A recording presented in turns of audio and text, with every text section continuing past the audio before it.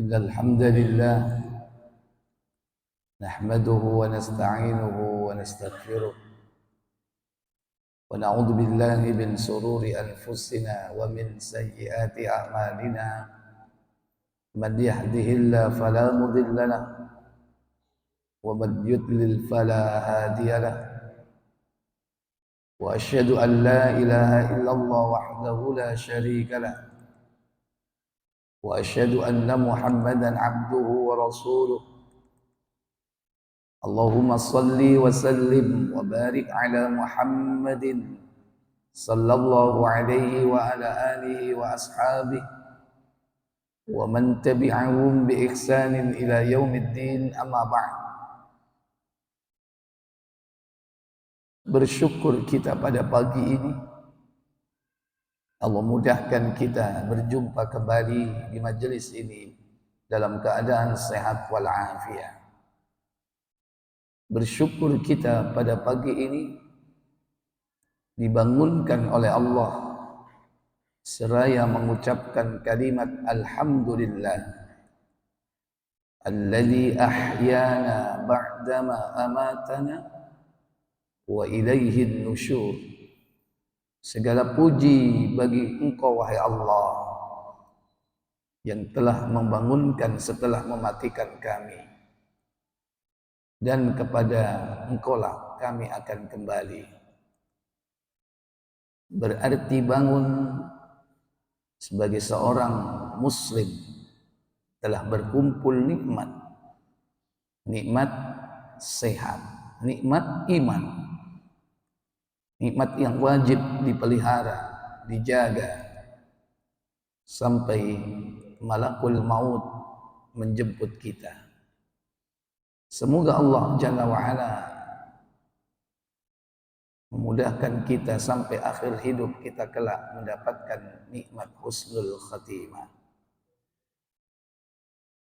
Salawat dan salam semoga tetap terlimpah kepada junjungan kita baginda Nabi Muhammad sallallahu alaihi wasallam.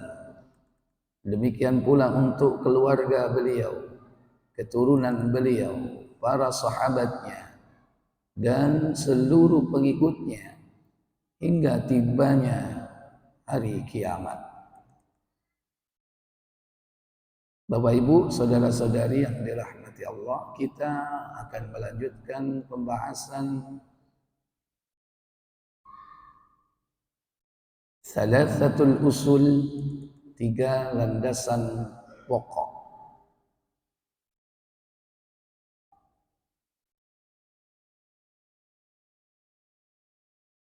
Sampai kepada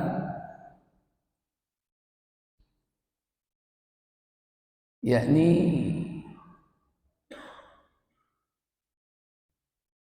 ma'rifatul abdi rabbahu, pengenalan seorang hamba kepada Rabbnya.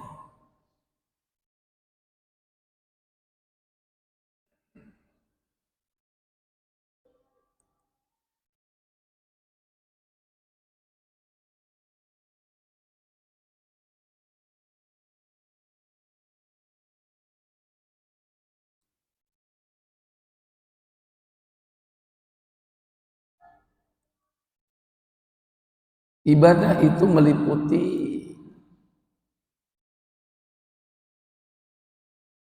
berdoa, takut, berharap,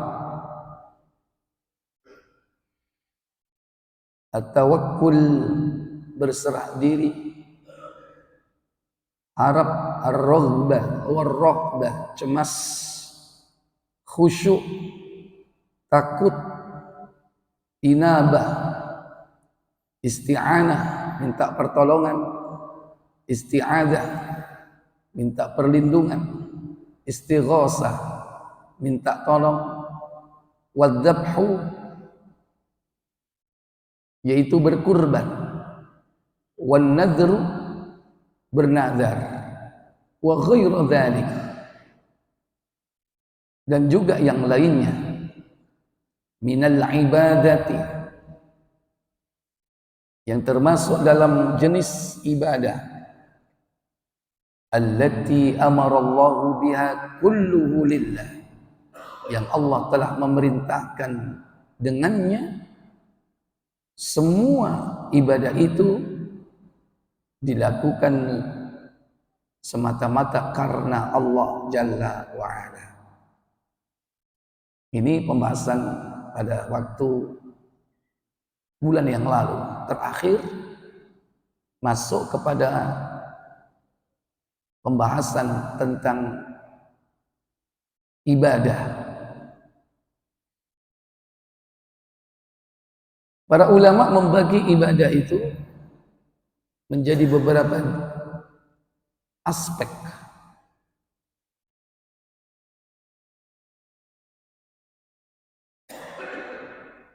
Aspek yang pertama adalah hati. Yang kedua adalah lisan. Yang ketiga adalah al-jawarih, anggota tubuh.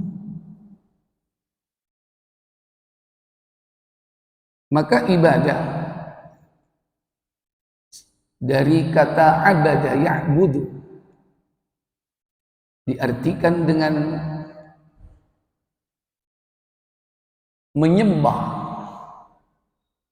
karena itulah yang bisa disepadankan dalam kamus bahasa Indonesia.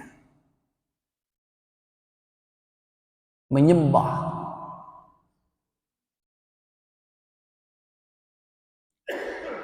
Kalau yang lebih cocok yaitu mengabdi. Ibadah itu mengabdi. Tapi lagi-lagi kata-kata mengabdi dari kata abdi itu pun sumbernya dari bahasa Arab. Jadi rancu. Jadi belum ada kalimat yang sangat cocok untuk kata ibadah jika diterjemahkan di dalam bahasa Indonesia.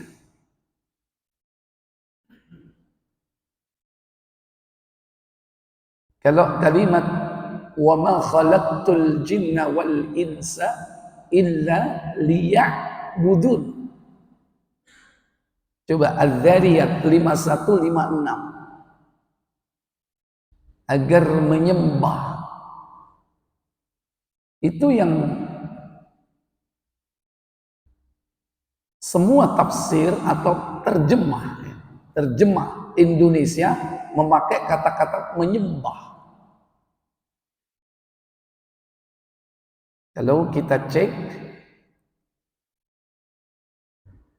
di surah Az-Zariyat ya, coba dibaca ayat 51, surah 51 ayat 56. Aku tidak menciptakan jin dan manusia melainkan agar mereka beribadah kepada. Iya. Jadi itu. Wa ma khalaqtul jinna wal insa illa liya'budun. Dan tidaklah aku menciptakan jin dan manusia illa liya'budun, agar mengabdi, menyembah. Itu diartikan menyembah.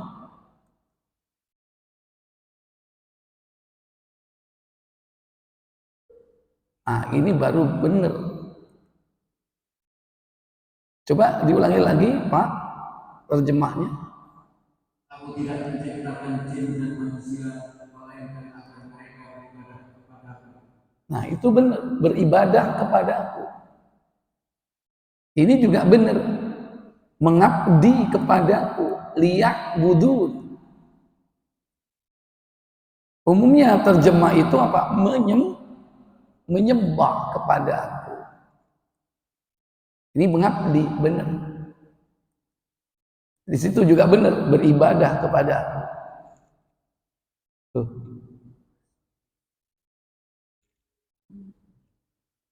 Kok menengae? Iki wis teko ndi-ndi kono sik pancet.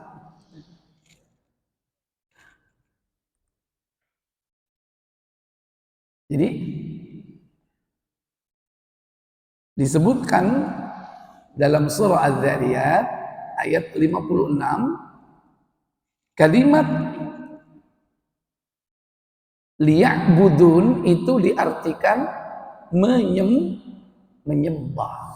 Yang benar mengabdi atau beribadah. Sama mengabdi dengan beribadah. Kalau menyembah itu terjemahan khas Indonesia.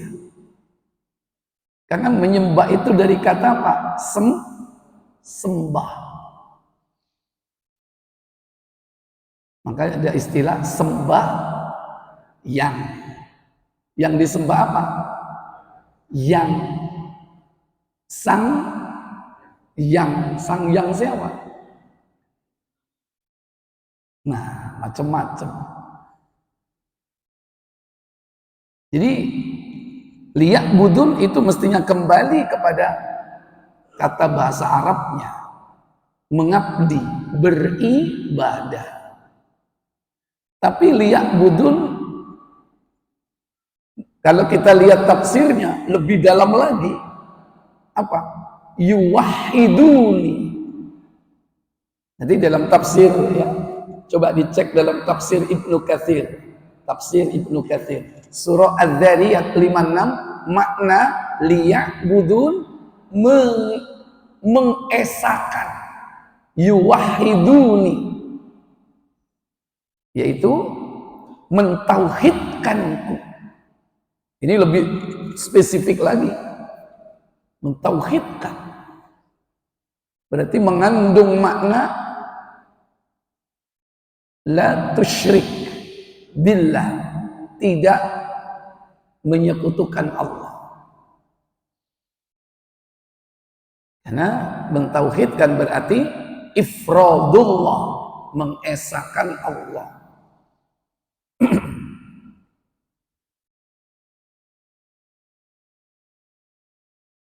Para ulama mendefinisikan secara lugha, bahasa, beribadah itu yakni at-tazallul, merendahkan diri, wal khudu'u, tunduk. Itu makna ibadah secara lugha, bahasa. At-tazallul, menghinakan diri, wal khudu'u, al khudu' bimakna tunduk, menghinakan diri di hadapan siapa? Allah. Tazullul, tunduk. Itu secara bahasa.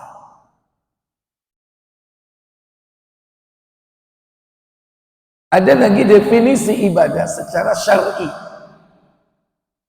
Al-ibadatu fi syar'i, ibadah di dalam definisi syar'i yaitu ghayatud dulli ma'a ghayatu hubbihi,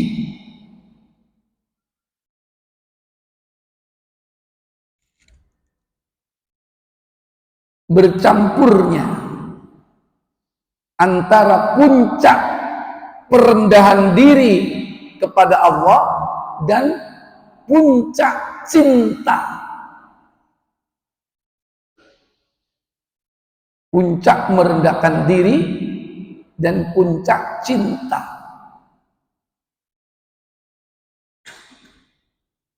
Itu ibadah secara definisi, secara syar'i atau secara istilah.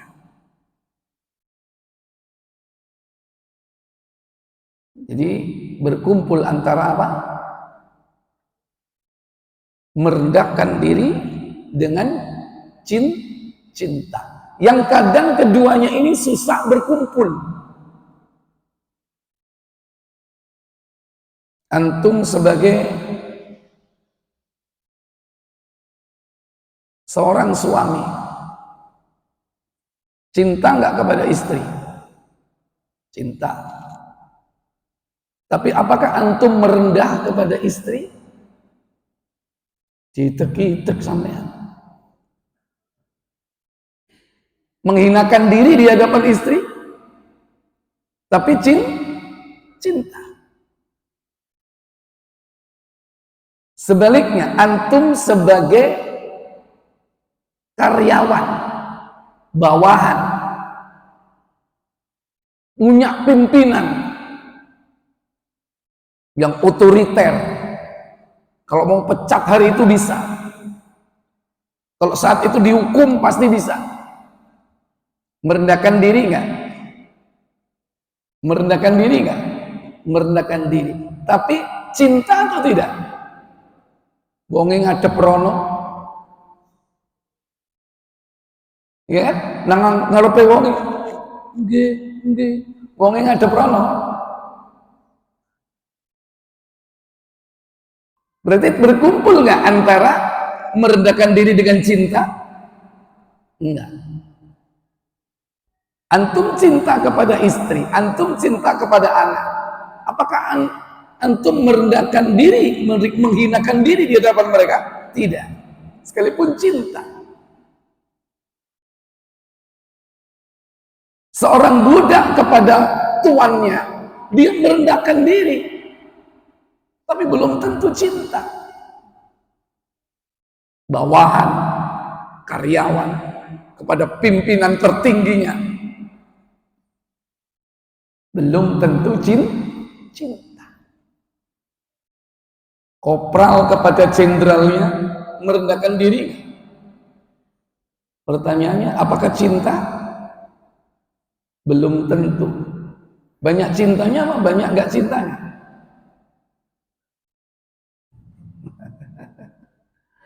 Tapi kalau kepada Allah berkumpul ghayatul dzulli ma'a ghayatul hubbihi, puncak perendahan diri dan puncak cinta itu berkumpul. Wa hiya al-ibadah, itulah ibadah. Kemudian ada definisi yang lain yang ini dipakai jumhur ulama tentang makna ibadah, yaitu ismun jami'un kullu ma yuhibbuhu Allah wa yardahu,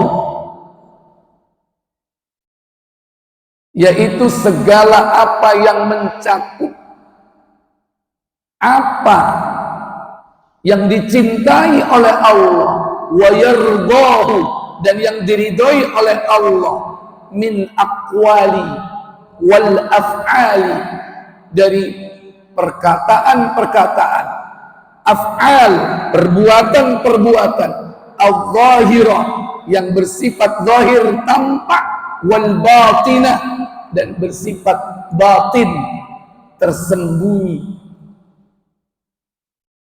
Itu makna atau definisi ibadah secara syar'i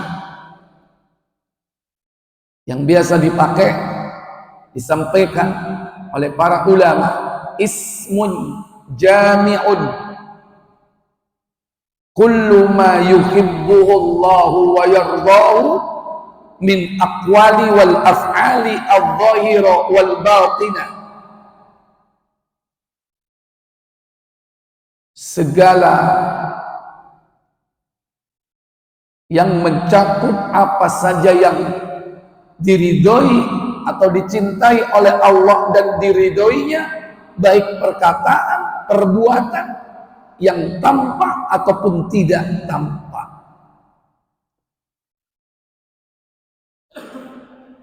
Nah, kemudian ibadah ada beberapa aspek, yaitu qalbiyah.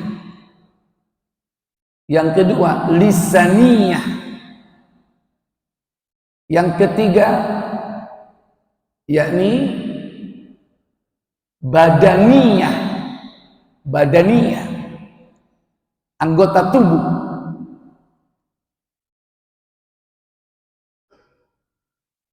Yang pertama, qalbiyah.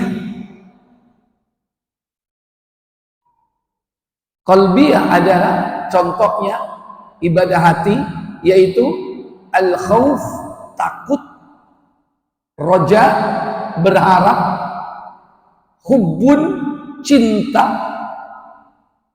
tawakkul, berserah diri. Itu ibadah qalbiyah. Ibadah qalbiyah ini yang tahu siapa? Diri sendiri dan siapa? Allah. Orang lain tahu atau tidak? Pertama contoh, khauf, takut. Takut kepada siapa di sini maksudnya? Kalau beribadah kepada Allah berarti takut kepada Allah. Orang yang takut kepada Allah dengan orang yang tidak takut kepada Allah, longgo, cecer, sama atau beda? Secara zahir sama. Antum takut kepada Allah, cecer, duduk sama orang kafir. Maaf, orang kafir itu takut nggak sama Allah? Longgo, cecer, sama nggak? Di hadapan manusia sama. Di hadapan Allah beda. Karena Allah melihat manusia itu zahirnya apa? Hatinya. Allah melihat manusia itu hatinya dan amalnya. Betul, dan amalnya. Tapi amal itu refleksi dari hati. Hati dan amal. Kata Nabi, buka Muslim 2194.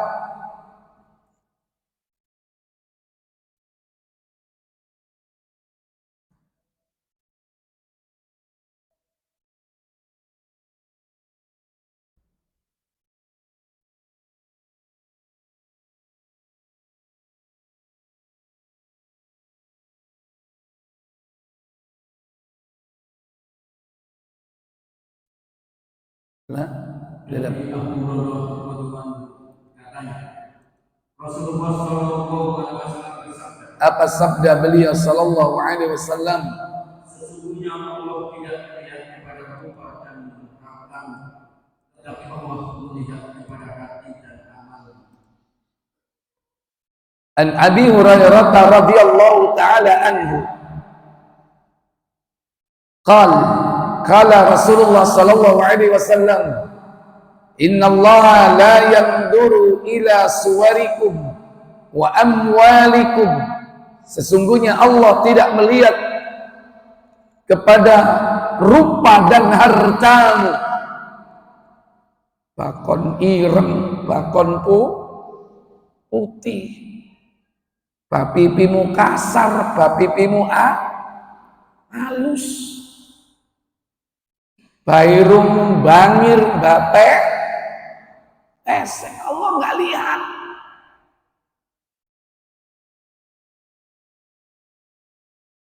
Dan juga hartamu, bah omamu gede apa cilik,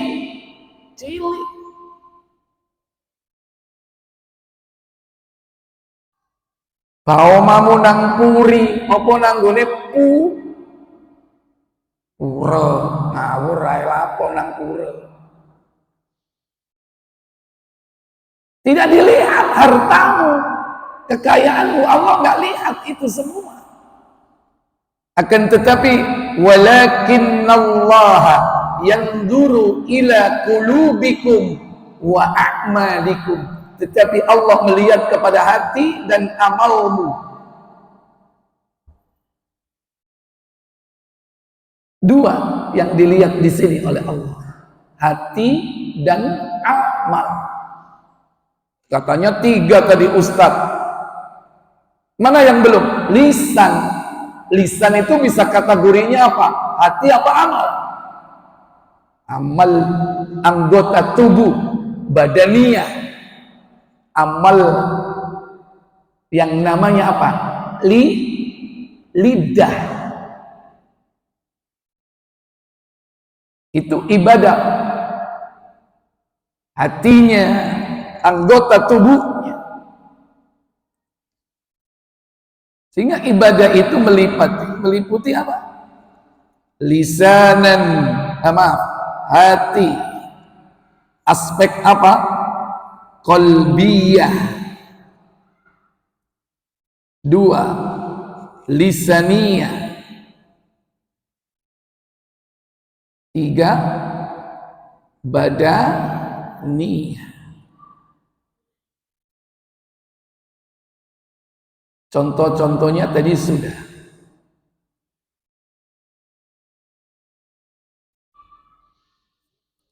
Yang kedua,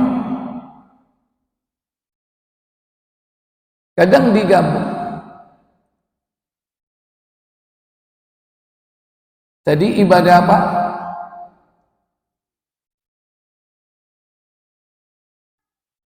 Hati. Sekarang zikir, tasbih, tahmid,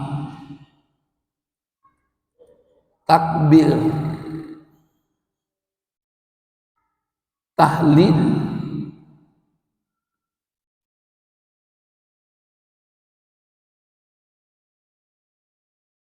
udah, dan lain-lain.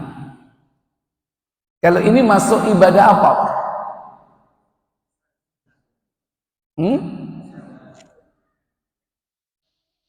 Dua, lisaniyah wa qalbiyah.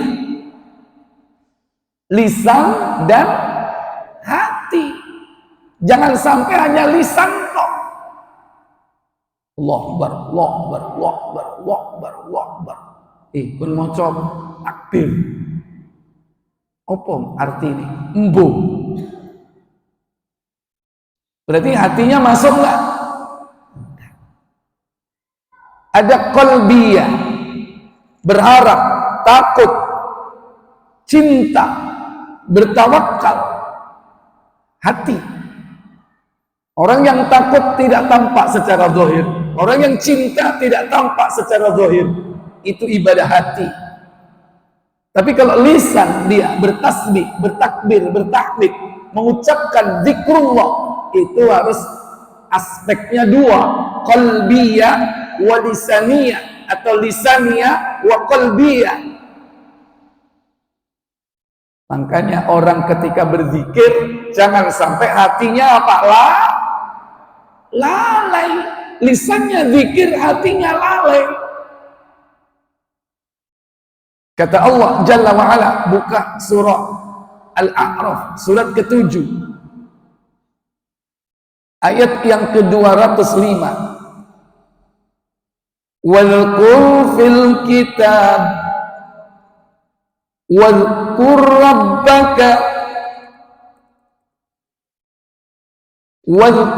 rabbaka fi nafsika tadarru'an wa khifatan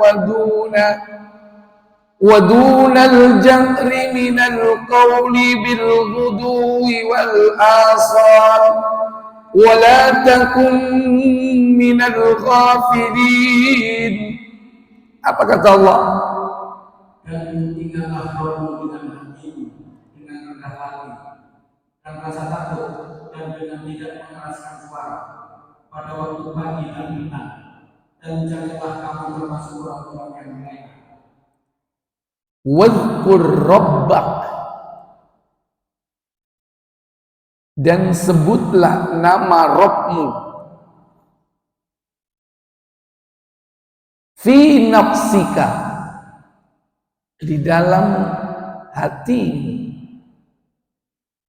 Tentu tidak sekedar di hati. Fi nafsika itu lisannya mengucap, didengar oleh telinganya, tapi hatinya juga faham, ngerti. Tadarru'a, dengan merendahkan diri, wa khifatan, dan rasa takut,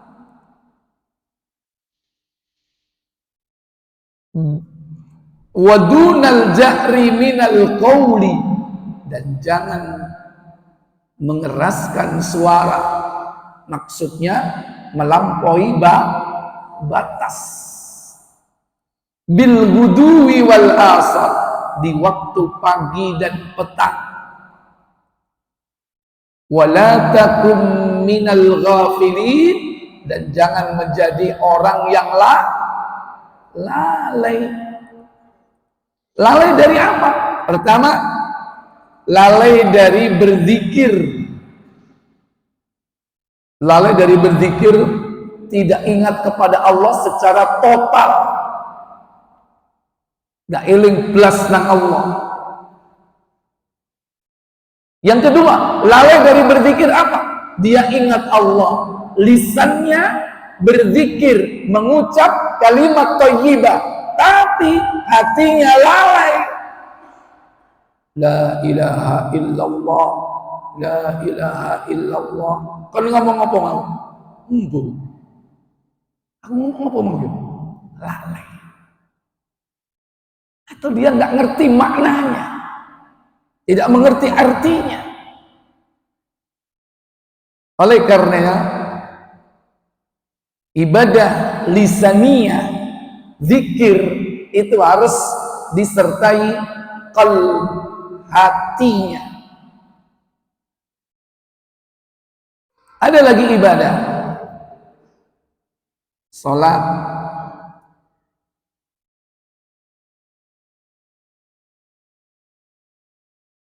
sa'i, ibadah enggak?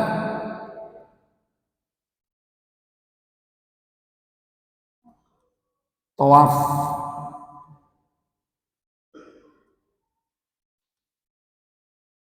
lempar jumroh, ya pendeknya apa? Haji dan umroh.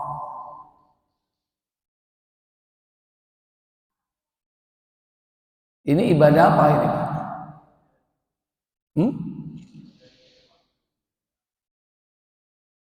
Aspek hati harus ada nggak? Qalbiyah, lisan, lisaniyah, anggota badan, badaniyah, tangannya takbir, lisannya mengucapkan apa? Allahu Akbar, hatinya hadir atau tidak? Hadir. Mulai dari takbir sampai salam, rukuknya, sujudnya, seluruh aspek berperan di situ.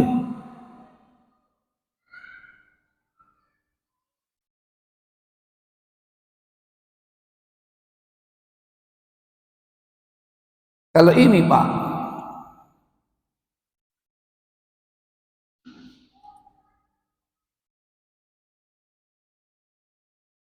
zakat ibadah atau bukan? Zakat ibadah atau bukan? Sedekah ibadah atau tidak? Aspek apa di sini?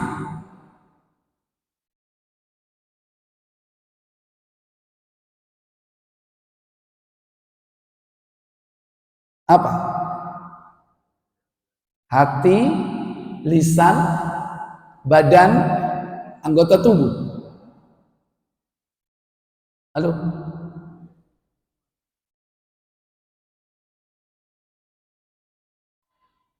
Zakat itu badannya bergerak enggak? Apa geraknya?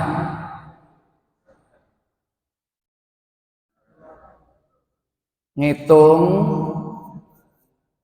bungkus,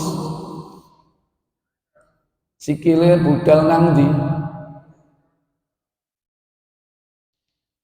nang puri nang masjid sholat Udin ketemu sapa?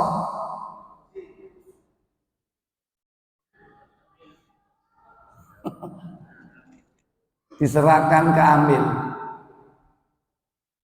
Berarti masuk anggota badan. Saya tanya, hatinya ikut atau tidak? Ikut. Apa aspek hatinya? Harus apa? Ikhlas. Pertanyaan saya, kalau lisan ikut nggak? Lisan ikut nggak?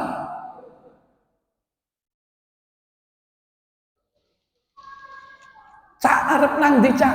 Aku arep nang gone Salahuddin. Arep lapo? Ngekno sedekah, infak gawe masjid. Ikut nggak lisannya? Kalau cerita seperti itu, kira-kira gimana?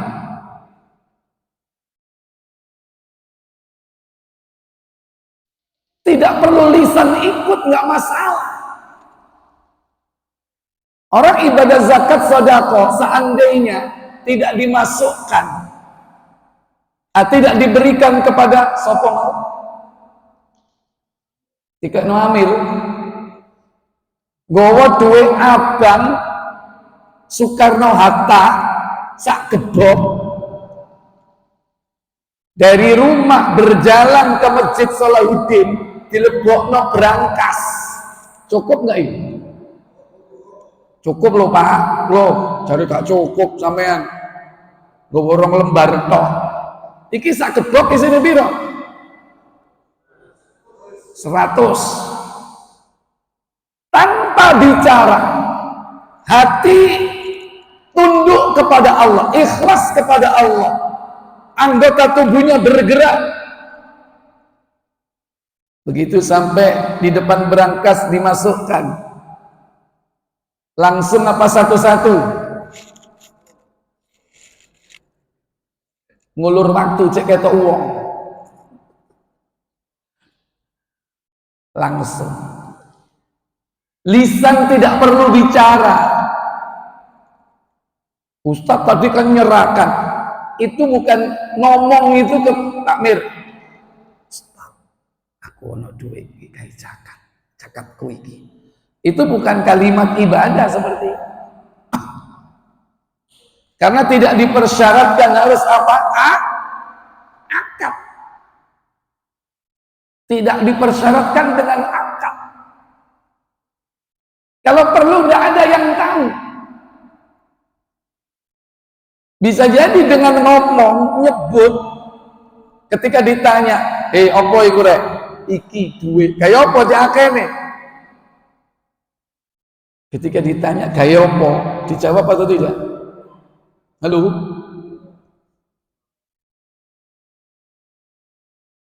Disitulah letaknya, tantangannya. Apakah kita menyebutnya atau tidak?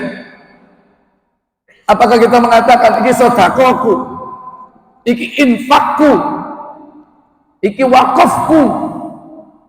Hati-hati.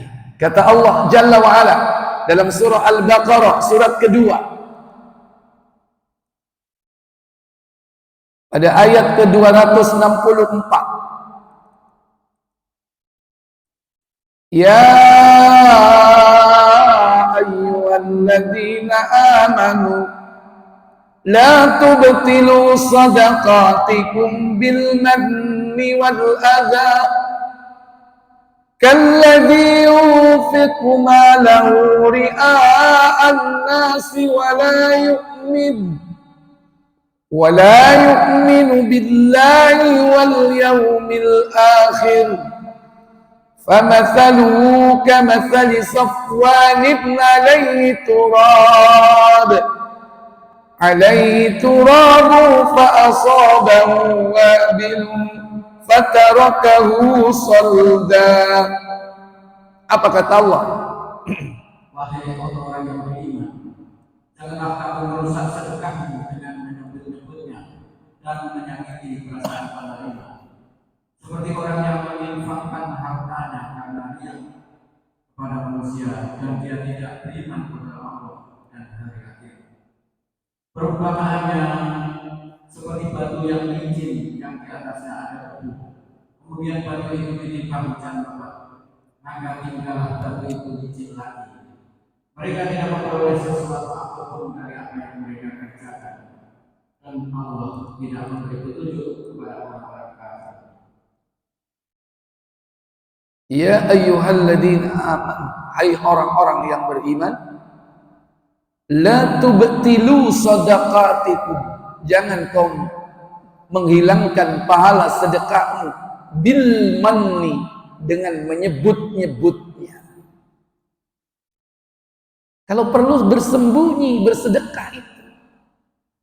Kalau ingin dinaungi oleh Allah di akhirat, buka Bukhari 376 atau Muslim 989, sama.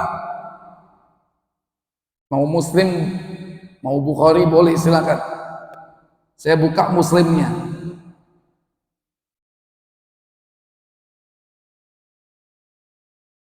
Oh, ini bab zakat, ya.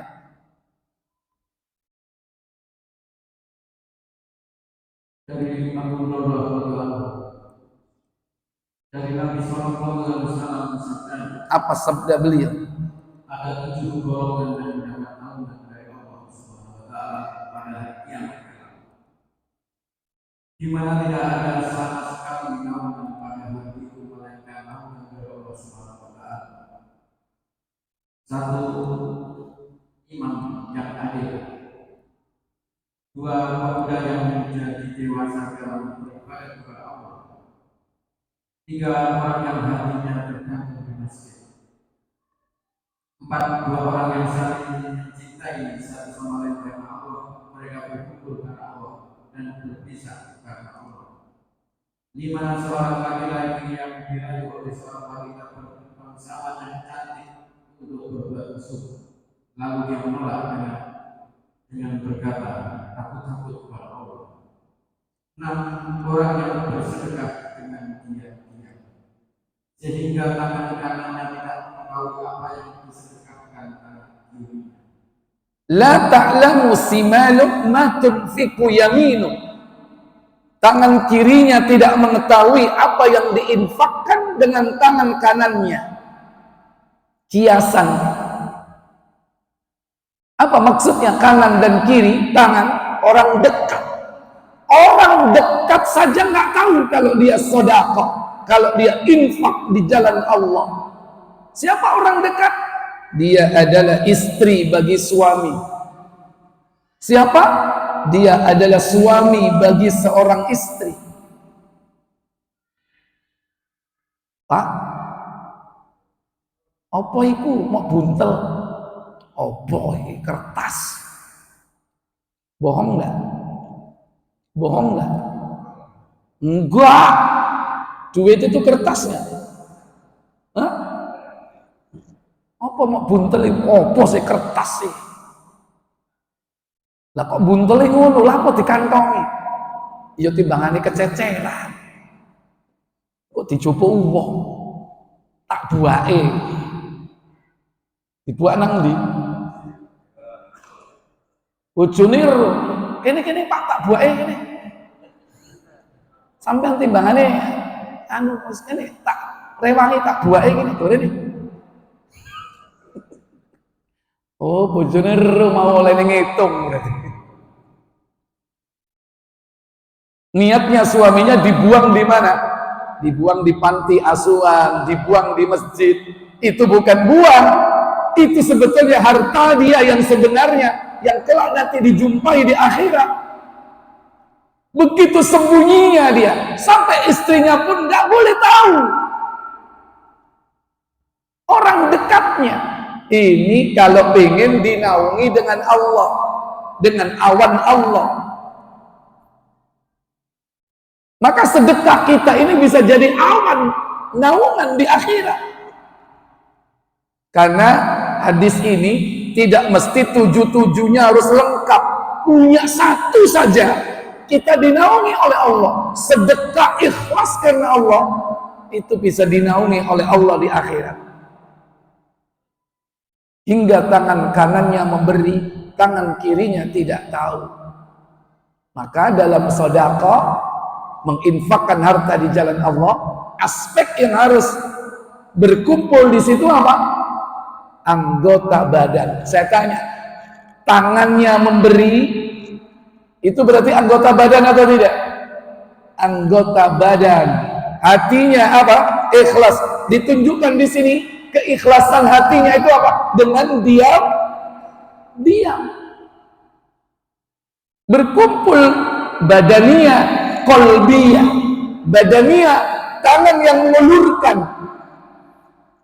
Kolbia, aspek hati apa? Ikhlas. Tidak pengen orang lain tahu. Jangan sampai yang di atas ini apa? Bil manni, hilang pahalanya gara-gara apa? Bil manni, menyebut-nyebut.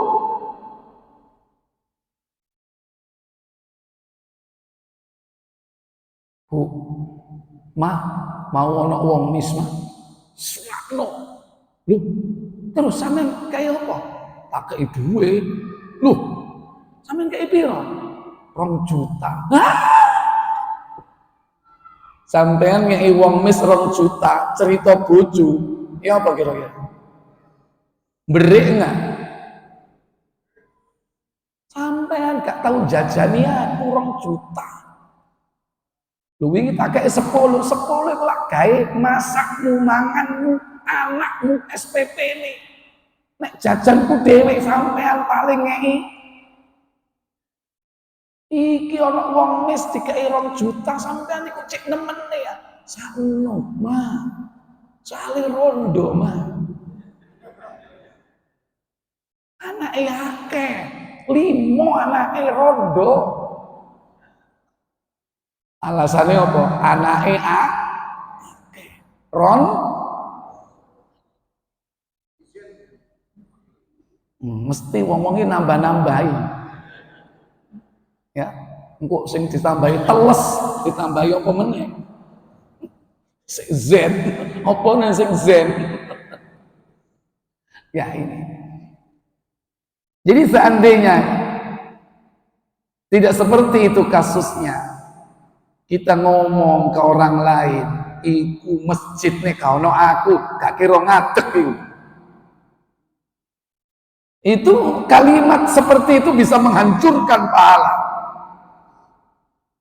Iku badan sosial nih gak aku sing support, semuanya gak akan berjalan. Ngomong seperti itu walaupun kepada orang dekatnya terkena ancaman ayat ini. Bil manni, menyebut-nyebutnya. Nek cari wong kene apa? Ngundak.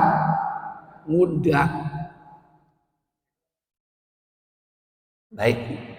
Jadi inilah beberapa aspek yang berkumpul di dalam ibadah, baik hati, lisan maupun anggota badan, gerakan tubuhnya. Dan ibadah itu tadi pertama meliputi apa? Ad-doa. Kembali, ibadah yang pertama disebutkan di dalam kitab ini yaitu ad-doa. Saya tanya, ini berkumpul aspek apa di sini? Lisanan, qalbiyan, hati. Ustadz kan anggota tubuhnya juga bergerak, yaitu lisan itu anggota tubuh. Karena memang faktor utama yaitu lisan. Nah, lisan itu apa, Pak? Halo? Lisan itu apa? Lidah. Jangan diartikan mulut. Karena yang berperan itu lidahnya. Dia mengucapkan kalimat. Itu lidahnya. Orang punya mulut tapi nggak punya lidah, nggak bisa bicara. Tapi kalau orang punya lidah, walaupun bibirnya sombeng, masih bisa bicara walaupun tidak sempurna. Mulutnya bagus, gak duwe ilat, gak bisa ngomong. Gimana gak bunyi? A gitu aja. Tapi lidahnya sempurna, walaupun mulutnya nggak ada, alias apa? Nggak punya bibir, tetap dia bisa bicara. Baik, kata Allah Jalla wa'ala dalam surah Al-Mu'min, surah 40, dalil tentang ibadah yang pertama, yaitu ad-du'a. Ini tidak lain berkumpul aspek lisan dan hati. Maka meminta kepada Allah merupakan perintah. Kata Allah Jalla wa'ala, wa qala rabbukum ud'uni. Surat Al-Mu'min ayat 60. Surah Ghafir. Ghafir atau Al-Mu'min ayat 60.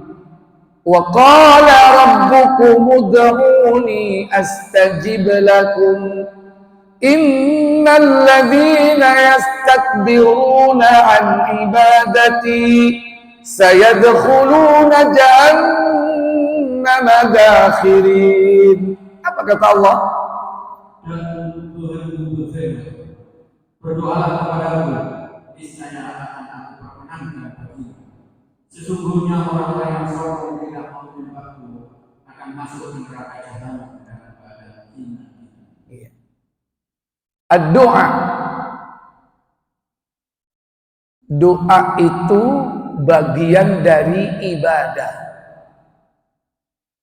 Kalau ibadah itu lingkaran besar, kita buat sebuah diagram fin, himpunan semesta. Kita kasih nama ibadah. Di dalamnya saya buat lingkaran kecil bernama zikir. Di dalam zikir saya buat lingkaran lebih kecil lagi, saya kasih nama doa. Ibadah, zikir, doa. Kita mulai dari dalam. Orang yang berdoa pasti berzikir. Dan orang yang berzikir pasti dia ibadah. Orang yang berdoa, kenapa kok pasti berzikir? Karena doa itu menyebut nama Allah.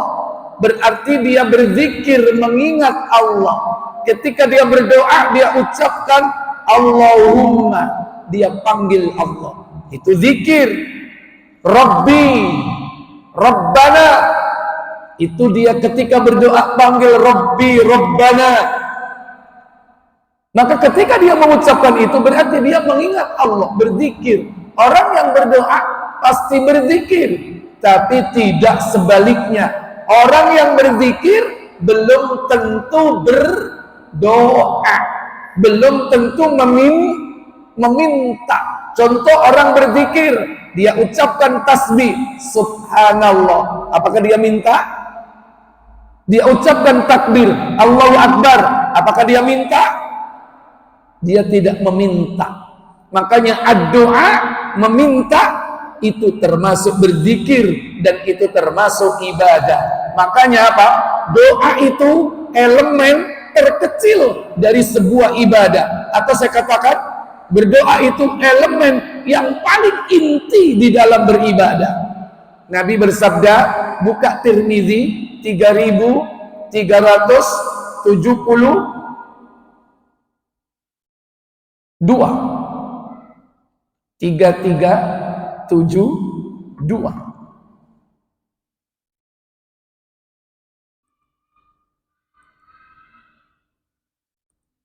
Tirmizi. Ahmad bin Malik menceritakan kepada kami, Marwan bin Muawiyah menceritakan kepada kami, dari Al-A'mas dari Jabir, dari Husain, dari An-Nu'man bin Bashir, dari Nabi Sallallahu Alaihi Wasallam, beliau bersabda. Apa sabda beliau Sallallahu Alaihi Wasallam? Doa adalah ibadah. Beliau kemudian membaca ayat dan Tuhanmu berfirman, mintalah kepadaku, niscaya akan aku kabulkan permintaan. Sesungguhnya orang yang sombong dan mengaku mereka akan masuk neraka dalam keadaan hina. Qala Rasulullah Sallallahu Alaihi Wasallam. Rasulullah bersabda, ad-du'a huwal ibadah. Doa adalah ibadah. Ada redaksi hadis tapi dhaif. Ad-du'a mukhul ibadah. Doa adalah inti ibadah. Secara sanad dhaif. Secara makna ada syawahidnya, yaitu hadis ini. Redaksi yang benar adalah apa? Ad-du'a huwal ibadah. Doa itu adalah ibadah. Itu hadisnya sahih. Dan memang begitulah doa. Dia adalah bagian daripada ibadah.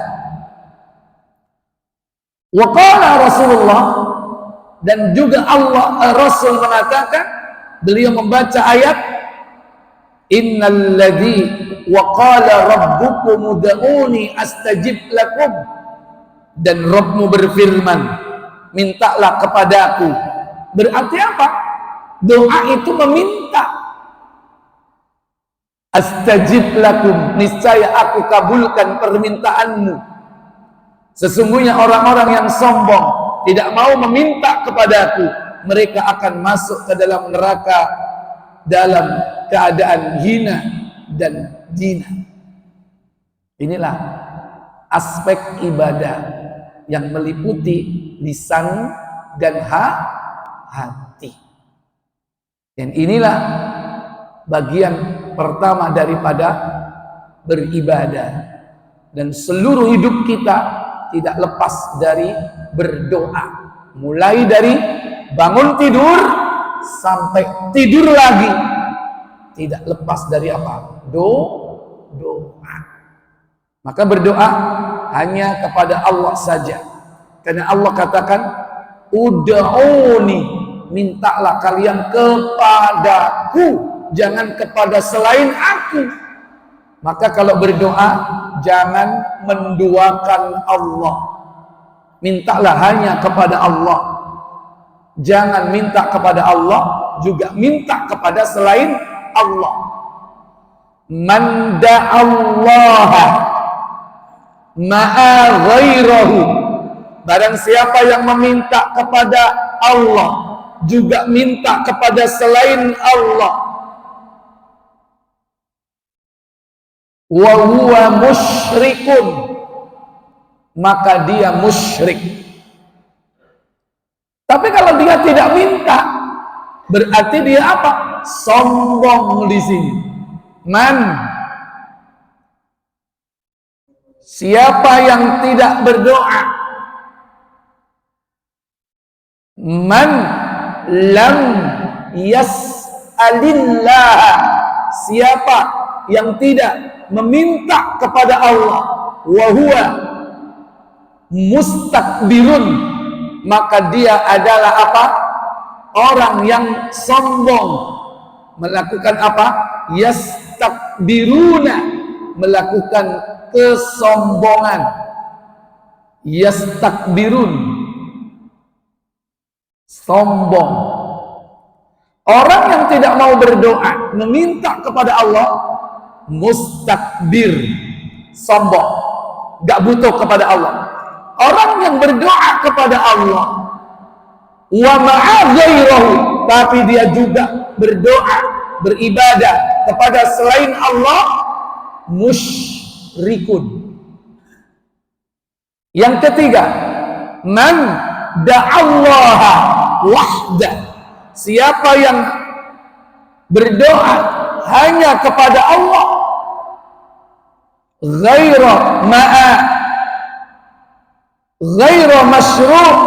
masyru', dengan sesuatu yang tidak disyariatkan, wa huwa mubtadi'un, berarti dia telah melakukan perbuatan bid'ah.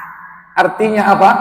Dia berdoa tapi tidak sesuai syariat. Berdoanya kepada Allah tapi tidak sesuai syariat.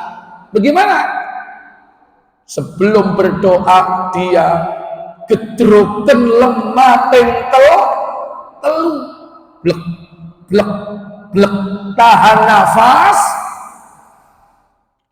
baru bacalah doanya. Ada tuntunan nggak seperti itu?